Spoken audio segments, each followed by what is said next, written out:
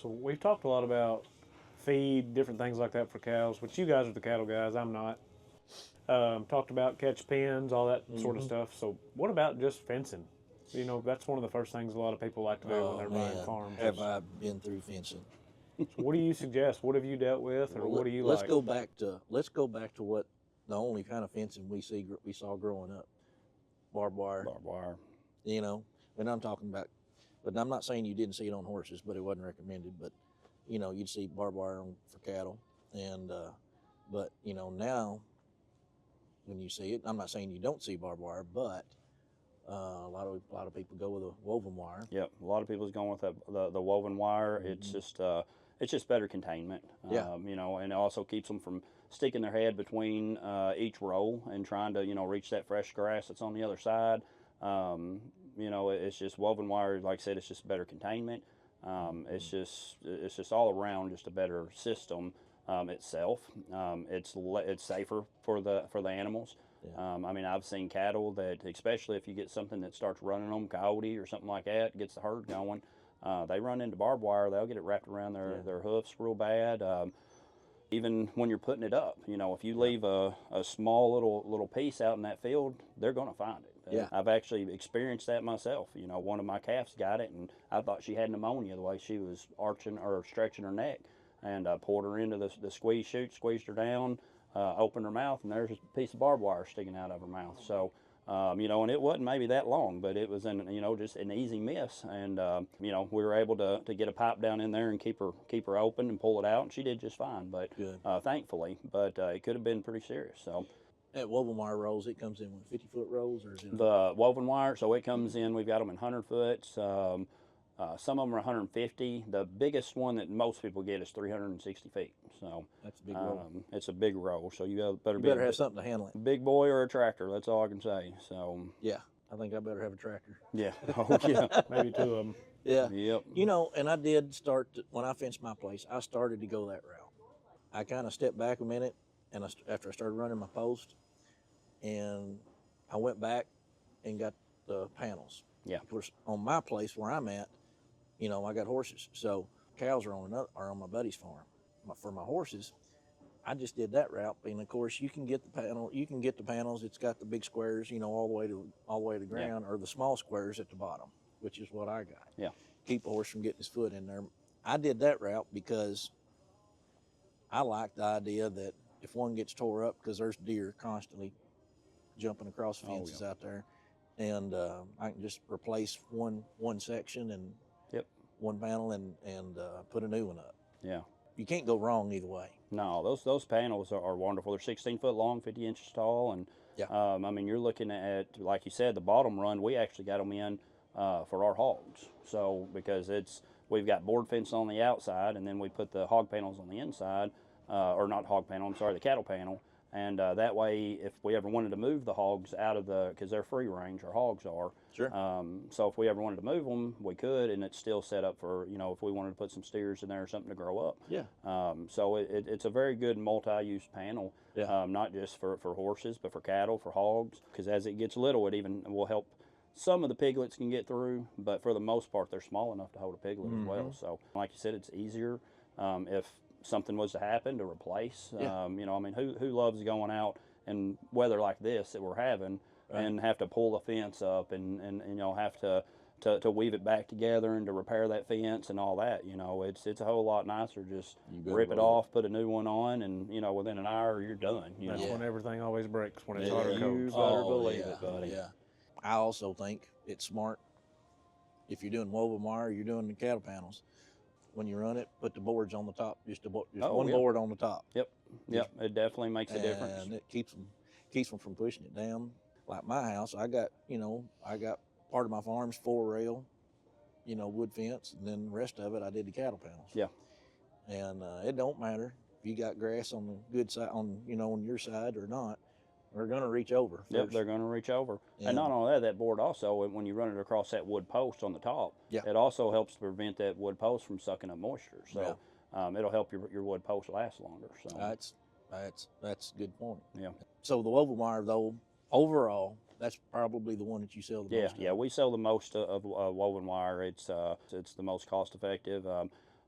we've got several fencing companies here that it's just they've got the equipment, they can grab it and drag it, and it's just it goes in really quick and easy. So but yeah, when it comes to cost effective, it's definitely in the short term, especially is the most cost effective. So and it comes in woven wire depending on you got a horse or if you got cattle. It comes in different sizes. So that's the cattle can handle a bigger square to where a horse you want to watch it, because if they paw, they can get that hoof through it, and once that hoof goes through, I don't care how good of a horse you got, it turns into a bucking bronco. It's going to try to get that hoof out. It's going to tear your fence up. Plus, it can really, really hurt your horse. So, and that's and a horse's feet is its main it's life thing, buddy. So a horse without feet's not a very good horse. So you really want to protect them horses. So that's why what we have is the woven wire, and it's called no climb for horses, and it's good for sheep and goat as well, because they goats, if they can climb it, they're going to. So it makes it harder for them to actually climb. Makes it hard for a horse it's too small for a horse to paw it and get his hoof hung up. So there are different varieties of it, but overall that woven wire is definitely what we sell the most of. So you got also different styles of hay rings. Y'all got the hay rings for horses, which is one style, and then you got your hay rings for cattle, and then also y'all sell the cradles. Yes, yeah. So and that intrigues me, just because I love the idea of that hay being off the ground. Those cradles are just a game changer when it comes to cattle, horses, everything. The biggest thing is with it being multi-species, it's safe for them. So the biggest thing with a lot of people will put their horses and cattle together and then just throw a cattle ring out there. The problem is once that hay is eaten all the way down to where that horse is having to reach for it, if anything spooks that horse and he rears up, then he's done picking up that hay ring. His head's hung up in that hay ring. So you can really, really hurt a horse. Now we've got equine hay rings that are designed for horses. They actually have a slant to where the horse can reach in, get his head in there, but he can't get it hung up. So they're he a little shouldn't bit be putting his head through the loops. Yeah, exactly. So it keeps it open where something spooks him. Up he comes, his head goes up and in the air, and he doesn't hit nothing, and he can, run across pasture, whatever he wants to do. So, but the hay cradle is designed to where when you set that hay bale in it, it just cradles. It's exactly what it's called, is a cradle. It holds it up off the ground so you get steady airflow. If a horse was to eat out of it and get spooked, there's nothing above him to catch him. But it's also good with the cattle, and especially cow and calf pairs. Because the calves can actually come in and eat underneath their mamas. So their mamas can actually eat over top of it, and they're not having to fight for food. So in that sense, you're getting better weight gains from your calves, because they're not, having to fight their mama for the food. They're not getting squashed, so you help not eliminate completely, but it definitely helps with the safety of your calves. But then the waste goes from about 20% in the hay ring, a standard hay ring, down to anywhere from 3 to 5% waste. Because the calves can clean up the mess.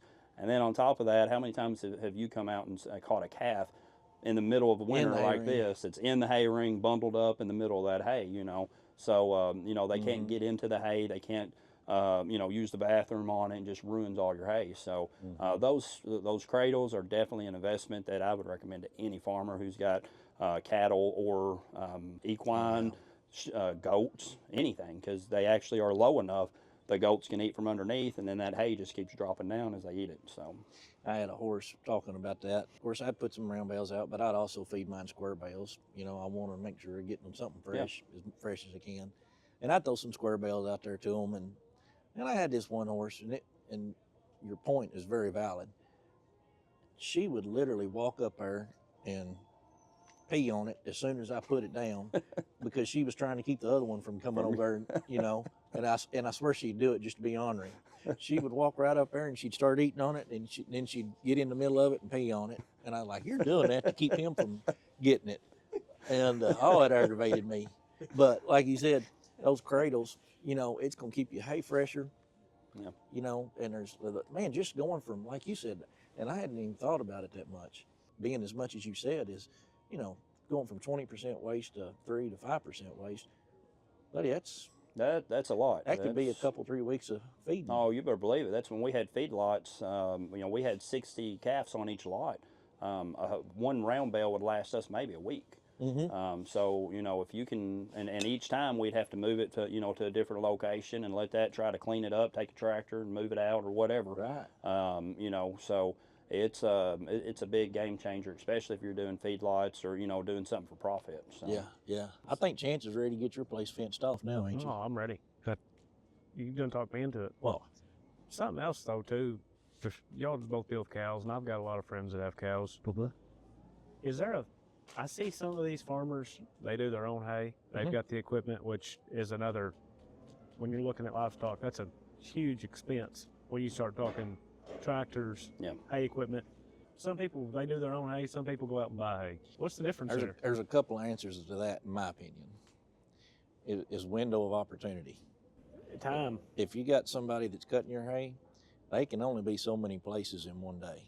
And if you only got 3 or 4 days to cut hay before the next rain, like our springs and summers have been. Like ours have been, it makes all the difference in the world if you own your own equipment.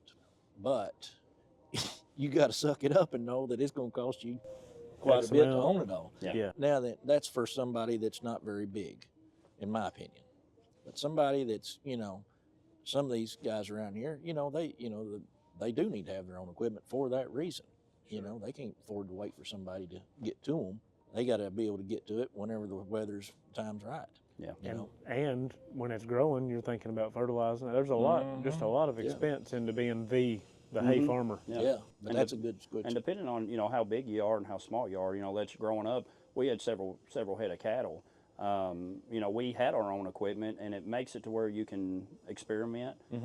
We sowed millet down, did a big pasture of millet, and there's a certain window that you can cut it, and we cut it and baled it in round bales to put to our cattle. And I'm gonna tell you, what would last you a week lasted maybe 2 days. Because it is like candy, buddy. Them cattle's love They it. wouldn't stay out of it. I had about 10 acres of millet on me a couple years ago, and for a dove shoot. Yeah. Well, it worked out perfect. My uncle and them, they have cows. They came and cut it and knocked the seed out of the heads. It was a win-win for me and them. Yeah, exactly. And so when you have your own equipment, you can do stuff like that. Yeah. So that's a big game changer, having the equipment to be able to be versatile. You get better gains off of it. They eat faster. They eat more. It's, better protein and stuff. So having your own equipment can have its advantages, but like you said too, it can also have its disadvantages. Yeah. Oh yeah. My disadvantage was my hay equipment. I had it all, for not for the round baling, for square baling, because I was doing it for my horses, but it was all junk. No, I take that back. My rake, I had a good rake, but it was an ordeal all the time trying to keep things going. Yeah. But that's when I said, okay, I don't have enough time for this, and I got a good friend, good neighbor. He comes and he gets right on mine. Yep. He gets right on mine every year, and so I'm thankful to have that in my arsenal. Chance, just like the duck hunting, that's a lot of your world for your whole life, and of course mine was deer and turkey, and of course yes, I've been on the horse and the cow side, but it's been pretty cool to talk to Matthew and hear all the stuff that he's brought to the table, because the buck and bull side stuff, just I couldn't get enough of that. That's just interesting to me. Yeah, and that's I remember as a kid I went to work for my cousin's dad, out on his farm, and he took me under his wing, and he was just an old cowboy, and he taught me absolutely everything. He loved Appaloosas. That's one thing I remember. So I did too. He taught me everything that I know. He raised several head. He had 150, 200 head of cattle, and I couldn't wait to get out of school and head straight to that farm. That's he had something new to teach me every day. So he taught me everything I know about the cattle.